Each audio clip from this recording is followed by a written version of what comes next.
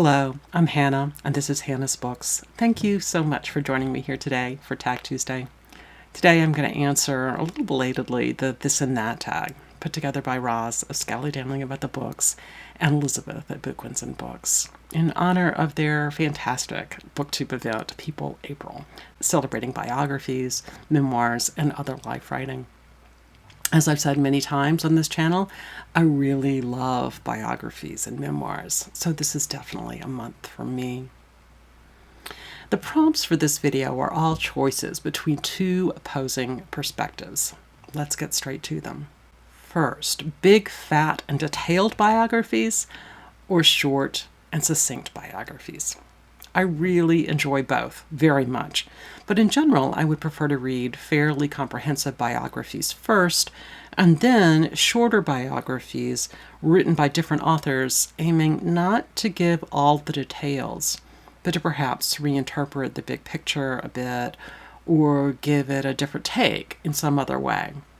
Right now I'm still thinking about Dearborn's biography of Carson McCullers, which is filled to overflowing with the minutiae of daily life, versus Shapland's biography of Carson McCullers, which cast some of the same stories in quite a different light.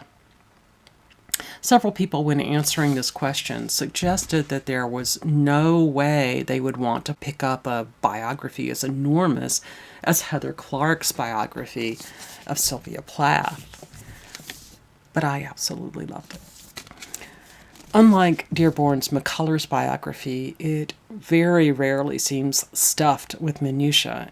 Instead, we get a really deep narrative that kept me absolutely enthralled all the way through.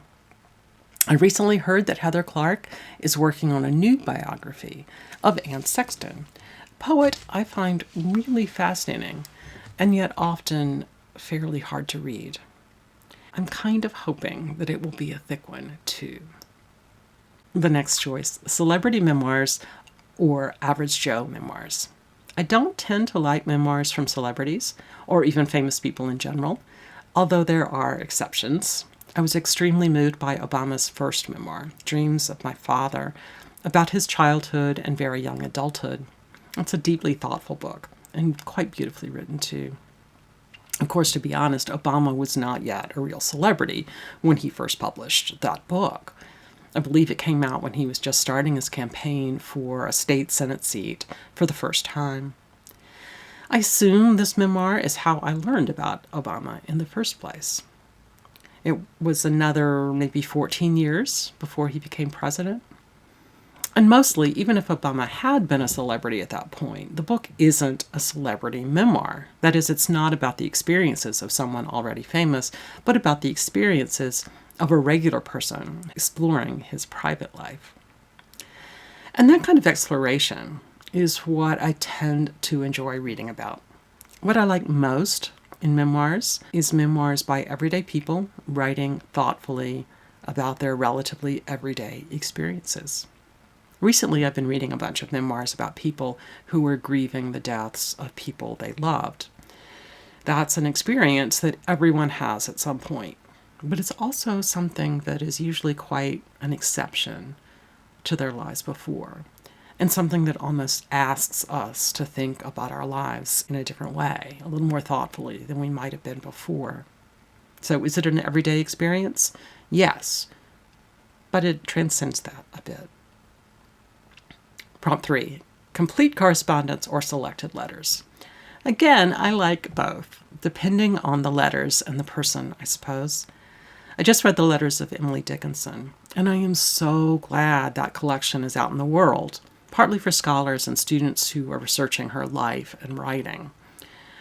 But there are definitely times when having a more limited or more focused collection might make for a better read if the reader is reading for pleasure rather than specific research.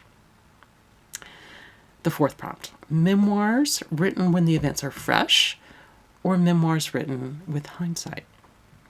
I don't especially want to read biographies of people who were still alive, with the exception of biographies that focus only on very specific years, like maybe the political years of a still living president.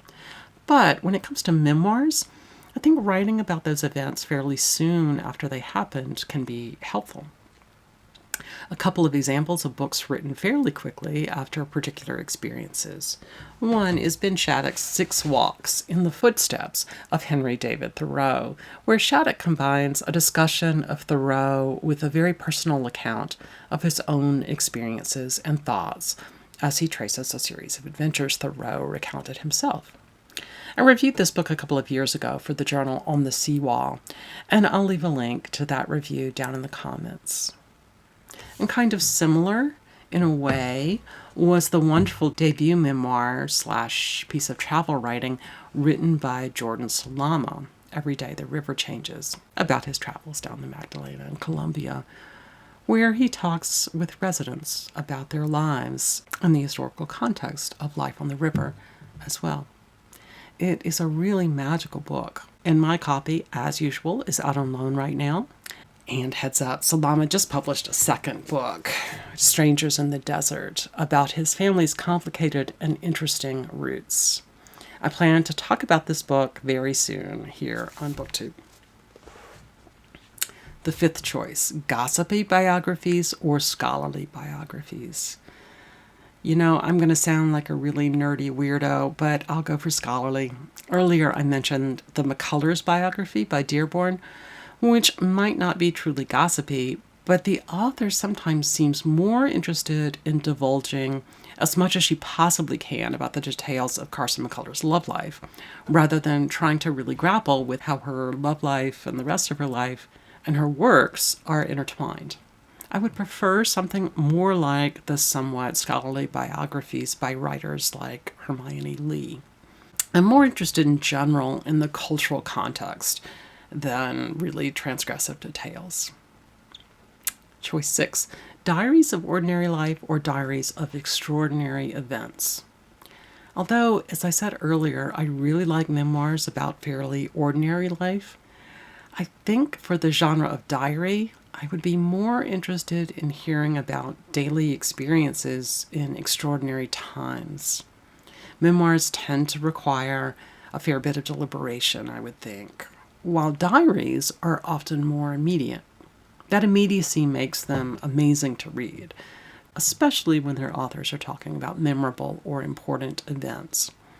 But still, that immediacy might make for a more fractured narrative than I tend to want to read. Number 7, arty memoirs or sporting memoirs. Well, in general, I'd much prefer to read arty memoirs, but I have read a couple of sporting memoirs, which might surprise some of you. Both were about out-of-shape, older, heavier women who were training for athletic events. One a marathon, I think, but maybe a 5K, and one a triathlon. Both were terrifically nice to read. Not that I remember the titles, but funny and charming and also quite inspiring. Not because they became fabulous competitive athletes, but because they did something that they thought might be impossible. And what they wanted to share was that all of us have the ability to participate in things if we let go of the idea that we have to be perfect. We don't. If we're the last ones to cross the finish line, or if we don't cross the finish line, but the process makes us happy and healthy, that's a huge win. And of course, we can think about those marathons as metaphoric, whether we're running a race, or knitting a colorwork jumper, or filming a BookTube video, or writing a whole book. Well, we don't have to be the best if we find the process meaningful.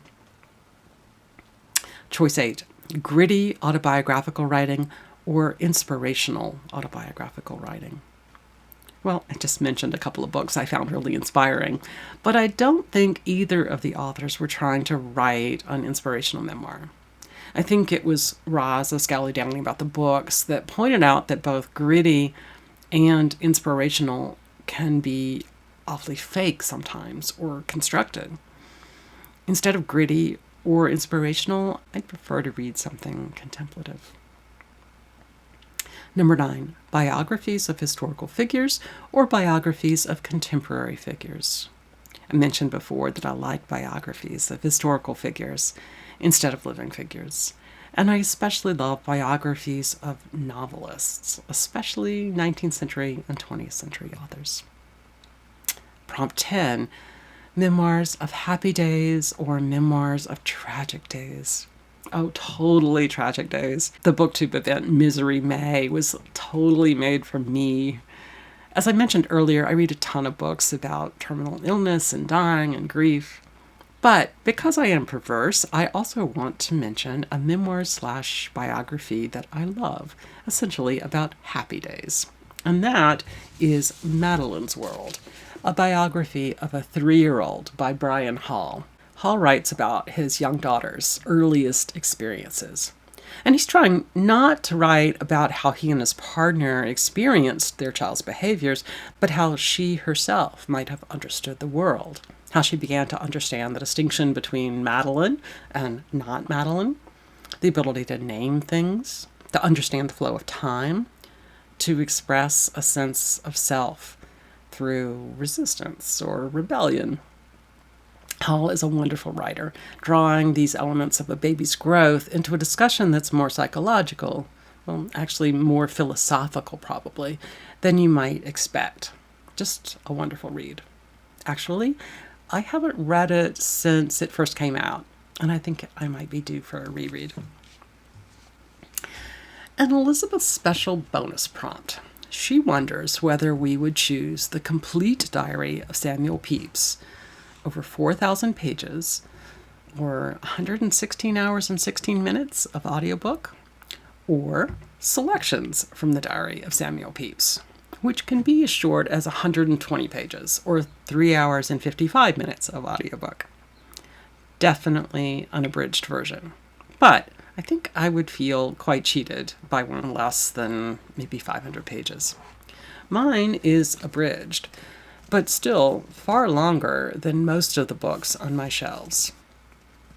Aaron Facer just posted his edition of this tag and mentioned that he would be up for a read of Pepys for People April 2025. A wonderful idea.